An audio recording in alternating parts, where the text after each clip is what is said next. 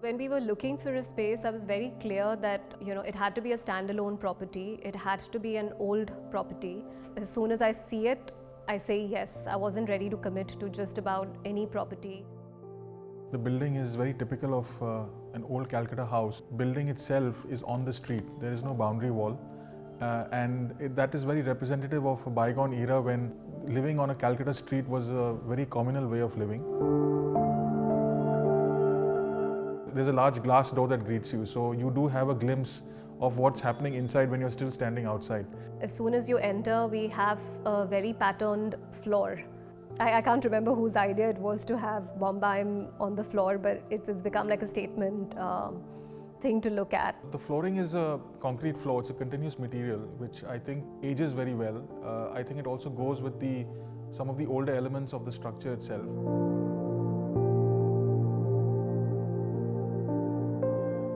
The ceiling is beautiful. I think it's absolutely beautiful. It's an exposed ceiling.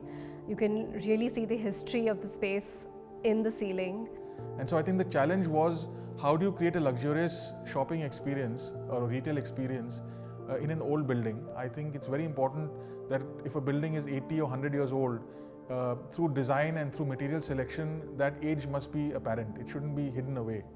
And so the decision to leave certain areas of the building raw, which basically meant exposing some of the older parts of the structure, was done on purpose. When we move on to the first floor, it's a floor that's oriented more towards bridal wear and outfits for weddings.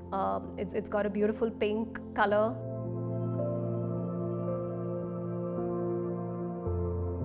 This whole idea of visually linking up smaller rooms into one larger consolidated space, this theme is followed in the upper floors as well. We have a continuous marble floor using very beautiful white Indian marble.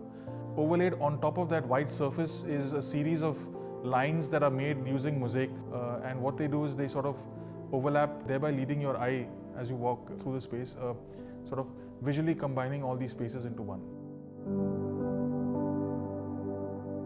The office floor, the second floor, is my little piece of sunshine.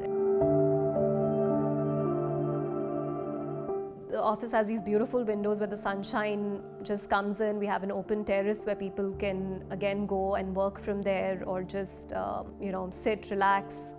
I always wanted an office space where people can really move around, have a change of pace, and it's the entire coming together of rawness with luxury that I think makes this place as special and beautiful as it is. The entire vision for this space was that it cannot just be a place where people come to buy clothes.